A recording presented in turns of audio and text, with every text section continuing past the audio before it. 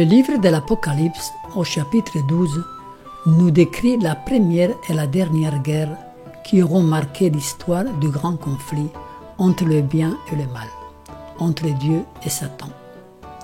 Entre ces deux guerres, 6000 ans de souffrance se seront écoulés. Tous souffrent sous la malédiction du mal. Or, nous savons que jusqu'à ce jour, la création tout entière soupire et souffre les douleurs de l'enfantement. Nous souffrons, les animaux souffrent, la nature souffre, et plus que tout, Dieu souffre. Dis-leur cette parole, les larmes coulent de mes yeux nuit et jour, et elles ne s'arrêtent pas, car la Vierge, fille de mon peuple, a été frappée d'un grand coup, d'une plaie très douloureuse. Dieu verse des larmes en voyant ses enfants suivre leur propre voie, ne faisant aucun cas de lui. Comme le père dans la parabole du fils prodigue, il attend le retour de son fils. Lors de la bataille finale qui débutera avec la marque de la bête, nous verrons tous les éléments du mal se déchaîner contre le peuple de Dieu. Qui seront les protagonistes de cette bataille? Qui fera partie de l'armée du Seigneur? Qui seront ses ennemis?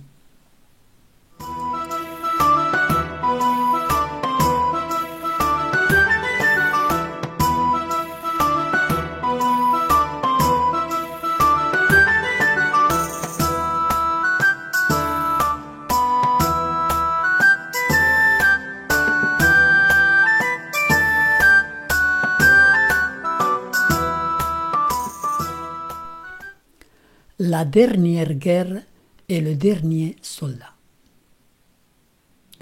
La première guerre eut lieu dans le ciel entre Satan, le chérubin protecteur, et Michael, qui n'est personne d'autre que Jésus, le Fils de Dieu.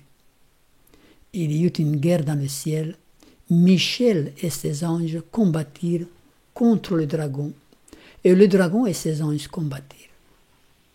Cette guerre eut lieu avant la création de notre monde. Avec la chute de l'homme, Satan fut chassé du ciel sur notre terre. Et il fut précipité le grand dragon, le serpent ancien, appelé le diable et Satan, celui qui séduit toute la terre. Il fut précipité sur la terre et ses anges furent précipités avec lui. Combien d'anges suivirent Lucifer? Sa queue entraînait le tiers des étoiles du ciel et les jetait sous la terre. Un tiers des anges, illustré ici par l'image des étoiles. Si vous regardez Apocalypse 1, verset 20, il nous dit que les étoiles, ce sont les anges. Donc un tiers des anges des parvis célestes suivirent Lucifer dans sa révolte contre le Dieu du ciel. Dieu avait averti nos premiers parents de la présence de cet être pour qu'il soit à l'abri de ses ruses. Il ne devait pas s'approcher de l'arbre de la connaissance du bien et du mal, car c'était le seul endroit où Satan pouvait se manifester. L'Éternel Dieu donna cet ordre à l'homme.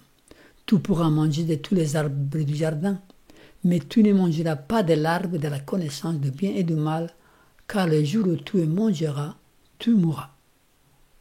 Si Adam et Ève avaient résisté aux avancées du serpent, Satan n'aurait pas dominé sur notre terre. Nous n'aurions pas connu la souffrance. Malheureusement, le serpent réussit à faire chuter nos premiers parents et nous en portons les conséquences. Il dit à l'homme, puisque tu as écouté la voix de ta femme et que tu as mangé de l'arbre au sujet duquel Dieu t'avait donné cet ordre, tu ne mangeras point, le sol sera maudit à cause de toi.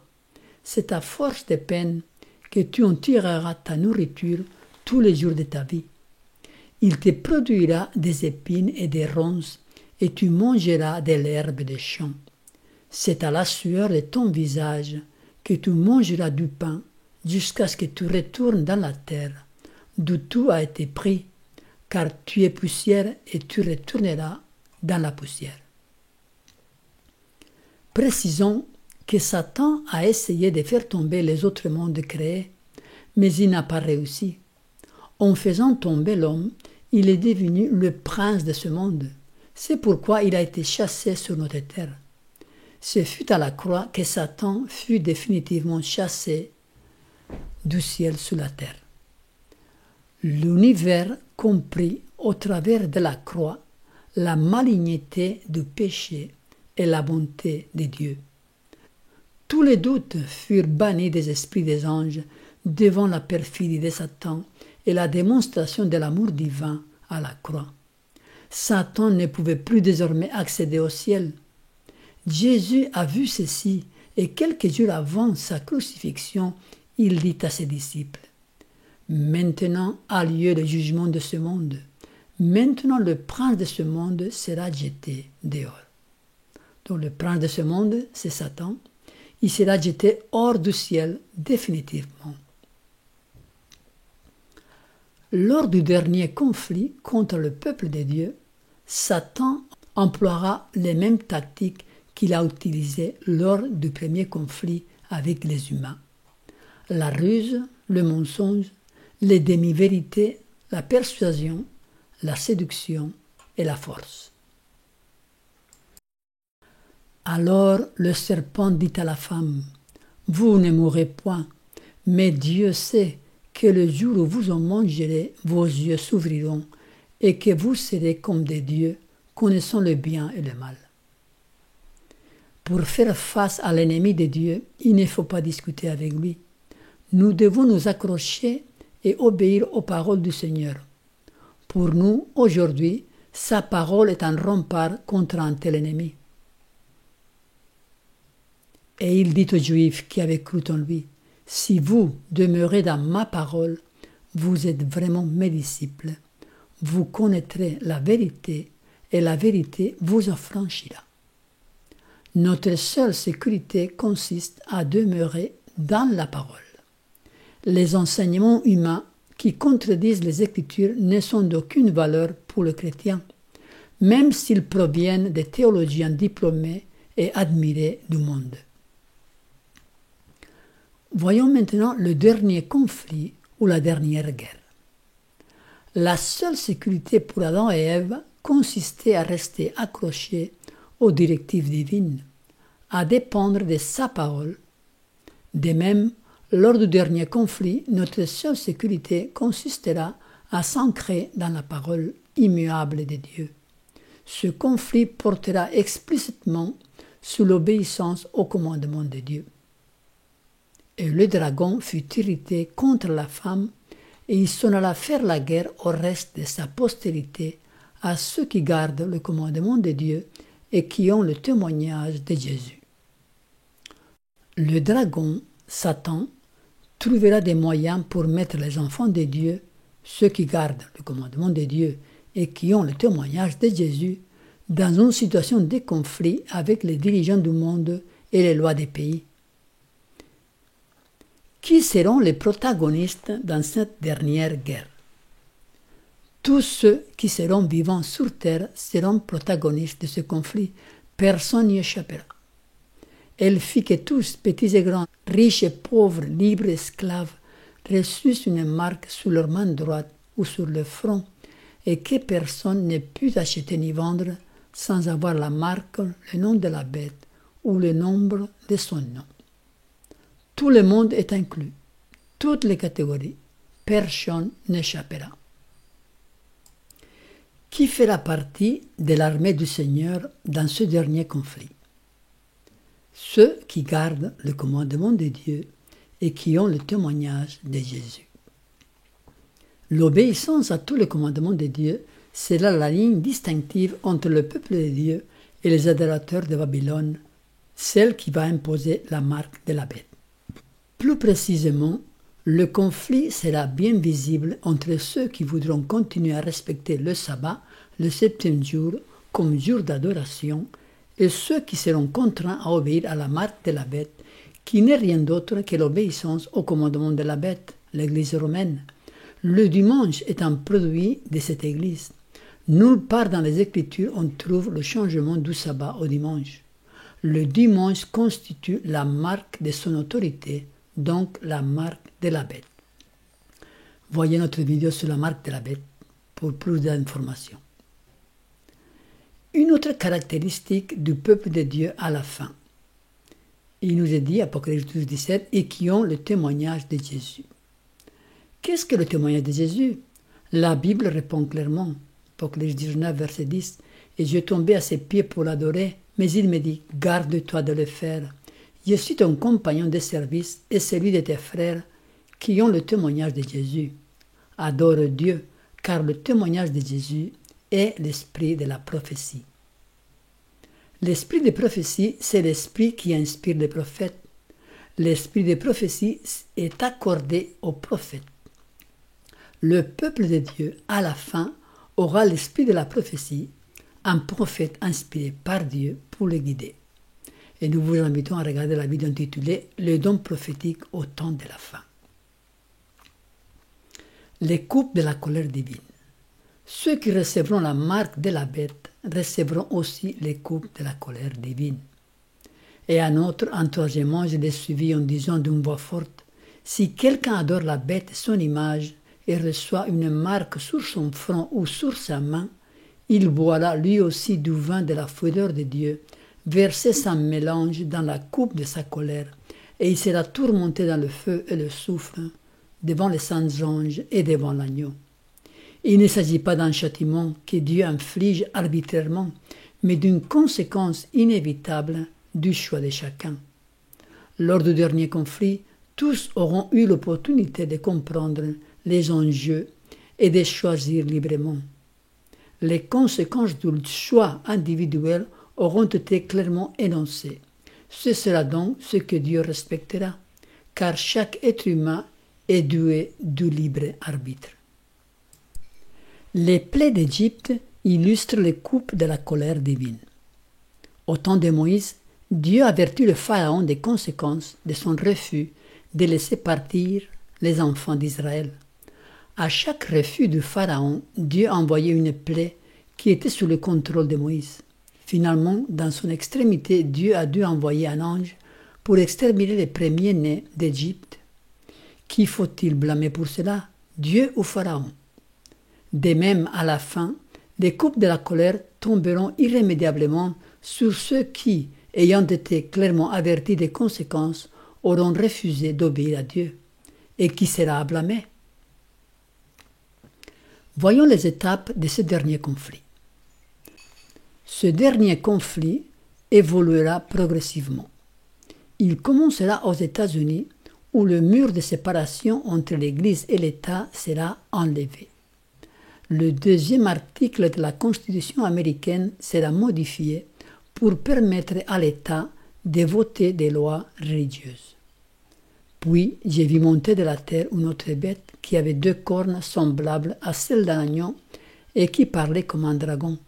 Elle exerçait toute l'autorité de la première bête en sa présence et elle faisait que la terre et ses habitants adorent la première bête dont la blessure mortelle avait été guérie. Cette bête qui monte de la terre représente les États-Unis. C'est elle qui instaurera la marque de la bête, par laquelle la terre et ses habitants adorent la première bête dont la blessure mortelle avait été guérie, c'est-à-dire la papauté. Tout d'abord, des lois seront instituées pour que le dimanche devienne un jour de repos obligatoire pour tous. Seuls les travaux indispensables seront permis en ce jour. Ceci est facilement envisageable aujourd'hui car la situation écologique de la Terre, le réchauffement climatique sont des arguments de poids pour que l'on oblige à respecter un repos hebdomadaire pour diminuer l'émission de gaz à effet de serre. La deuxième étape consistera à implémenter un boycott économique pour que ceux qui ne veulent pas se conformer à l'obéissance aux lois dominicales ne puissent ni acheter ni vendre. Elle fit que tous, petits et grands, riches et pauvres, libres et esclaves, reçussent une marque sur leur main droite ou sur leur front, et que personne ne put acheter ni vendre sans avoir la marque, le nom de la bête ou le nombre de son nom. Une troisième étape visera à forcer les adorateurs du sabbat à s'unir à la mouvance populaire, à laisser leurs convictions de côté pour faire un front commun pour que Dieu entende nos prières. Car Dira-t-on, ce groupe qui ne veut pas se conformer aux directives de l'État, Église, empêche que Dieu envoie sa bénédiction sur le monde. Un argument sera évoqué, il vaut mieux faire périr ce petit groupe plutôt que de permettre que le monde entier aille à sa perte. Un argument similaire fut proposé lors du procès de Jésus par Caïphe. On le voit dans Jean 11, 49-50, l'un d'eux, Caïphe, qui était souverain sacrificateur cette année-là, leur dit « Vous n'y entendez rien, vous ne réfléchissez pas qu'il est dans votre intérêt qu'un seul homme meure pour le peuple et que la nation entière ne périsse pas. » Finalement, dans la dernière étape de ce processus, un décret de mort sera voté à l'encontre des adorateurs du sabbat. Et il lui fut donné d'animer l'image de la bête, afin que l'image de la bête parlât, et qu'elle fit que tous ceux qui n'adoreraient pas l'image de la bête fussent tués. Donc ceux qui ne voudront pas se soumettre à la marque de la bête seront déclarés dignes de mort. La date de l'exécution de ce décret de mort correspond à la bataille de l'Armageddon décrite en Apocalypse 16. Et je vis sortir de la bouche du dragon, et de la bouche de la bête, et de la bouche du faux prophète, 3 esprits impurs semblables à des grenouilles. Car ce sont des esprits de démons qui font des prodiges, et qui vont vers le roi de toute la terre, afin de les rassembler pour le combat du grand jour du Dieu Tout-Puissant. Ils les rassemblèrent dans le lieu appelé en hébreu Armageddon. C'est ici que se situe le dernier conflit. La dernière guerre contre ceux qui gardent le commandement de Dieu et qui ont le témoignage de Jésus. La bataille de l'Armageddon n'est rien d'autre que l'exécution du décret des morts qui aura été promulgué quelque temps auparavant, à l'encontre de tous ceux qui n'adoreraient pas l'image de la bête. Vous pouvez voir la vidéo que nous avons faite sur la bataille de l'Armageddon. Tout ceci paraît bien improbable, mais la situation mondiale sera telle que des mesures, aujourd'hui impensables, seront mises en place pour le bien de tous, pensera-t-on. Quand Jésus disait à ses disciples qu'il allait être mis à mort, ils ne pouvaient pas le croire. C'est pourquoi ils furent surpris, car leur esprit ne pouvait pas concevoir une telle chose. De même, à la fin, les événements prédits par le livre de l'Apocalypse, qui aujourd'hui nous paraissent invraisemblables, voire impossibles à réaliser, s'accompliront. Dieu voit l'avenir et il connaît tous les mouvements de l'histoire et leur aboutissement. La délivrance du peuple de Dieu. Cette dernière guerre, n'aboutira pas, car Dieu interviendra en faveur de son peuple pour le délivrer au dernier moment. Apocalypse 16 nous dit « Le septième versa sa coupe dans l'air, et il sortit du temple du trône une voix forte qui disait « Son est fait ».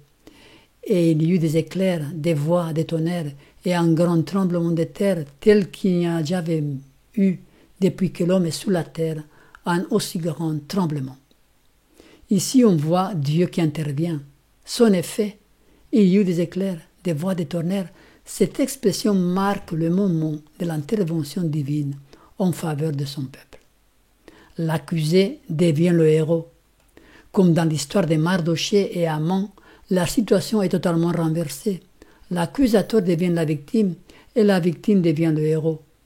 Dieu honorera son peuple et tous sauront qu'ils avaient entrepris une guerre contre Dieu lui-même. Voilà pour ce qui est de la dernière guerre. Illustrons-la par un graphique. Il y a les étapes. D'abord, il y aura cette marque de la bête. C'est elle qui débute les événements finaux. Il y aura ensuite une obligation de respecter le dimanche, suivie par un boycott économique, forçant à tous ceux qui ne veulent pas à ne pas acheter ni vendre. On forcera tous à l'unité. Il y aura ensuite un décret de mort pour les dissidents, pour ceux qui ne veulent pas se conformer. Et le dernier conflit, c'est l'Armageddon. C'est la mise en exécution de ce décret de mort qui a été déjà préalablement institué. Parlons maintenant du dernier soldat. Lors de la Deuxième Guerre mondiale, un événement incroyable s'est produit. Une histoire fantastique qui provoque encore l'étonnement. Dans l'île de Guam se déroula l'un des combats les plus meurtriers entre les forces japonaises et américaines. Malgré beaucoup de pertes dans les deux camps, les Américains finirent par hisser leur drapeau sur l'île. Le sergent Shoichi Yokoi et 2 de ses soldats refusèrent de se rendre et se cachèrent dans les forêts au centre de l'île. Ils construisirent des petits abris souterrains avec l'aide des fragments de bombes. Dans ces abris, ils avaient juste la place pour dormir. Ils les consolidèrent avec des bambous pour que la terre ne s'effondre pas sur eux. Ils commencèrent leur vie d'exilés de guerre en refusant de capituler. Se rendre n'était pas une option pour eux. Ils préféraient la mort. Ils construisirent des instruments pour chasser et pour pêcher dans une rivière proche. Ils sortaient la nuit ou quand ils étaient sûrs que personne n'était aux alentours. Ils s'étaient fait des habits avec les feuilles de bambou et ils vécurent une vie sauvage pendant de nombreuses années. Ils survécurent avec des baies, des fruits, des insectes, des rats, des poissons. En 1972, au mois de janvier, 2 chasseurs des villages voisins passaient aux alentours de leur refuge et ils entendirent un bruit. Ils pensèrent qu'il s'agissait d'un animal sauvage et préparèrent leurs fusils. Et c'est là qu'ils découvrirent le sergent Shoichi Yokoi qui chassait. Il avait un aspect sauvage et il faisait très vieux. Il fut amené aux autorités et c'est là que toute l'histoire fit la une de l'actualité. C'était le dernier soldat japonais à être attrapé 28 ans après la fin de la guerre. Ses 2 camarades n'avaient pas survécu à une inondation qui avait eu lieu en 1964. Depuis 8 ans, le sergent n'avait pas vu un visage humain. En 1952, ils étaient tombés par hasard sur un journal qui leur fit comprendre que le Japon avait capitulé, mais pour eux, ils résistèrent, plutôt mourir que se rendre. Les autorités japonaises firent venir le sergent Shoichi Yokoi au pays, où il fut accueilli comme un héros par toute la nation. Les caméras de télévision étaient là à l'aéroport pour filmer son arrivée. Il fut accueilli par le premier ministre japonais avec des grands honneurs. Yokoi était poussé sur une chaise roulante car son état de santé était très précaire, affaibli par un régime très appauvri pendant de nombreuses années. Il avait 26 ans quand il était entré dans son refuge souterrain. Il en avait maintenant 54.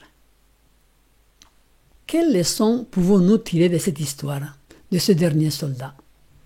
Quel courage, quelle ténacité, quelle persévérance! Yokoi ne voulait pas se rendre malgré toute la vie difficile et compliquée qu'il a menée. Il aurait pu capituler et vivre une vie normale. Mais il renonça pour un idéal plus grand qui le portait, l'honneur avant tout. 28 ans de souffrance et de privation pour un idéal, c'est magnifique. Dans la tradition japonaise des samouraïs, se rendre à l'ennemi, c'est perdre sa dignité. La mort est préférable. C'est pourquoi on a pu voir les kamikazes pendant la guerre et des civils qui ont préféré se donner la mort plutôt que de se rendre. Yokoi était imprégné de cette tradition. Ainsi, les derniers soldats du Seigneur, lors de la dernière guerre, imprégnés de l'amour pour Dieu et pour sa cause, ne se rendront pas. Ils seront persécutés, ils ne pourront ni acheter ni vendre. Ils seront l'objet de la haine et déclarés dignes de mort, mais ils ne se rendront pas. Ils pourraient choisir de le faire et espérer une vie normale, mais ils seront portés par la vision du retour de Jésus et la gloire de Dieu, et ils persévéreront jusqu'au bout, malgré tout. Non pas leur honneur personnel, mais l'honneur de Dieu avant tout. Soyons tous comme l'un de ces derniers soldats. Amen.